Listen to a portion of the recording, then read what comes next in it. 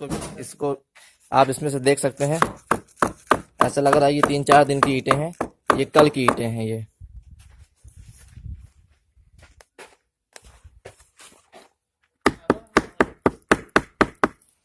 इसका कोना भी जो है वो नहीं निकल रहा है।